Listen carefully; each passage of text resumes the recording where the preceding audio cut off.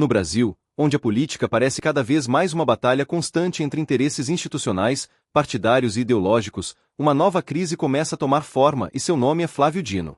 O ministro do Supremo Tribunal Federal tem se posicionado com uma postura crescentemente autoritária, emitindo alertas que beiram o alarmismo e sugerindo, inclusive, que o Congresso Nacional poderia ser fechado caso continue em sua atual linha de atuação. A declaração de Dino não passou despercebida.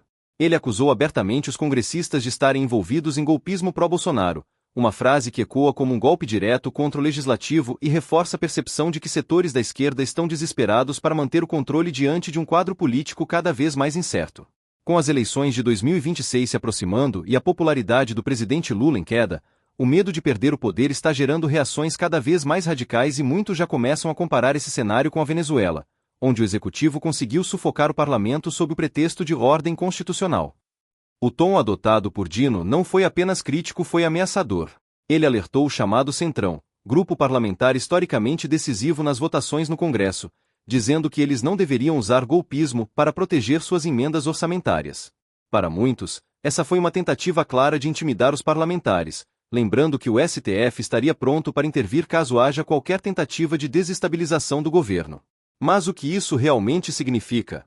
No fundo, Dino parece estar preocupado com o fato de o STF ter perdido o controle sobre o funcionamento do orçamento público.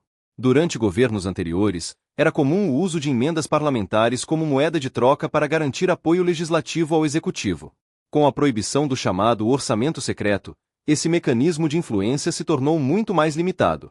E sem essa ferramenta, Lula enfrenta uma encruzilhada. Como governar sem poder comprar lealdade? A resposta de Dino foi clara: bloquear emendas.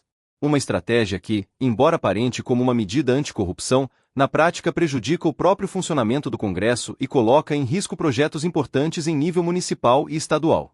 Esse movimento mostra que o ministro não está disposto a negociar com o Centrão, mas também revela uma tentativa de vilanizar o Congresso como um todo, como se todos os seus membros fossem corruptos ou inimigos da ordem constitucional. Essa postura do STF tem causado grande desconforto entre os parlamentares. Muitos veem nas palavras de Dino uma violação direta à independência dos poderes. O Congresso, afinal, tem autonomia constitucional para deliberar sobre o orçamento. Acusá-lo de golpismo por defender seus papéis tradicionais soa mais como um jogo de pressão do que uma análise jurídica objetiva.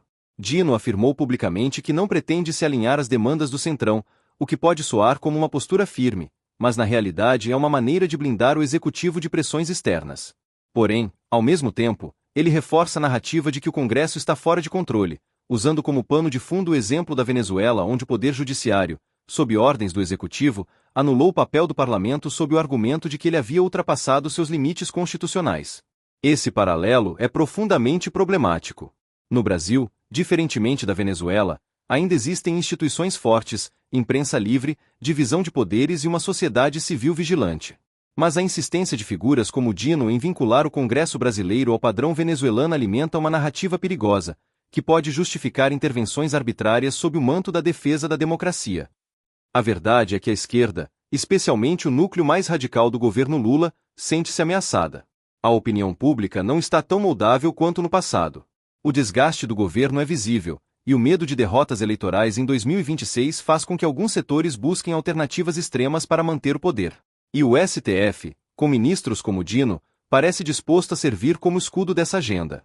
Diante desse contexto tenso, cresce a discussão sobre a possibilidade de impeachment de Flávio Dino.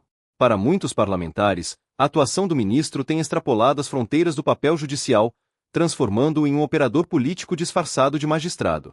Se ele continua a atuar como se tivesse poder para punir o Congresso por decisões políticas, então ele também deve estar sujeito ao contrapeso constitucional previsto para os casos de abuso de autoridade.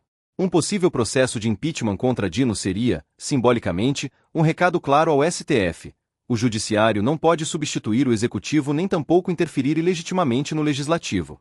E isso poderia marcar o início de uma reação institucional mais ampla contra o excesso de protagonismo do STF, cuja atuação nos últimos anos tem sido marcada por decisões questionáveis e avanços autoritários. Além disso, a ideia de que o Congresso poderia ser punido por suas escolhas orçamentárias é algo que vai contra a própria estrutura federativa da República. O Parlamento tem autonomia constitucional para decidir sobre recursos. Se o STF começar a ditar quais emendas podem ou não ser liberadas, estará colocando o país em uma zona cinzenta onde o judiciário age como fiscal moral e financeiro de outras esferas, algo que não só foge de suas atribuições, como abre precedentes perigosos. Muitos analistas já apontam que o STF, especialmente com ministros como Alexandre de Moraes e Luiz Roberto Barroso, tem ido além do que a Constituição permite. Ao invés de resolver conflitos de interpretação legal, esses ministros têm ocupado espaços que pertencem ao Executivo e ao Legislativo. Eles parecem agir como juízes, legisladores e até como guardiães da moralidade pública, tudo ao mesmo tempo. Flávio Dino, embora menos notório que Moraes, segue uma linha semelhante: julgar não apenas o mérito das ações, mas também a intenção dos agentes públicos.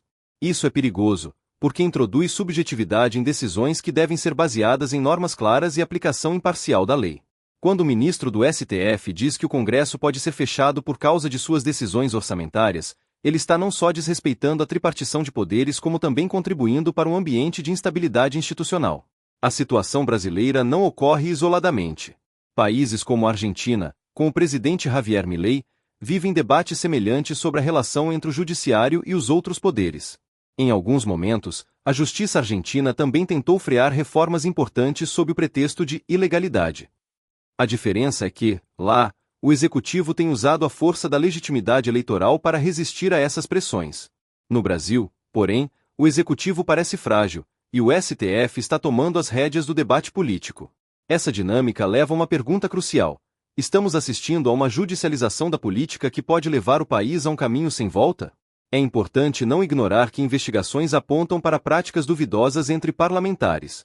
Há indícios de que parte do Congresso esteja envolvida em esquemas de comércio de emendas, o que, evidentemente, precisa ser apurado e punido. Mas não se trata de algo novo. Esse tipo de prática já existia sob governos anteriores, principalmente nos governos petistas. O problema é quando o judiciário usa a corrupção como bandeira moralizadora enquanto ele próprio se move longe da transparência. É hipócrita condenar práticas antigas com rigor enquanto se ignora o uso político das próprias instituições. Afinal, o que é mais grave? Um deputado buscar vantagens políticas com emendas ou um ministro do STF querer determinar quem pode ou não governar? Por mais que a análise inicial é que há um risco de uma escalada antidemocrática, manter a crença de que as instituições brasileiras são mais resistentes do que as venezuelanas. No entanto, a vigilância é fundamental. O que vemos hoje no Brasil não é exatamente uma ditadura judicial, mas uma tentativa de redefinir os limites do poder com base em interpretações discricionárias da Constituição. O maior receio é que, ao invés de o STF ser mediador de crises, ele passe a ser o próprio epicentro delas.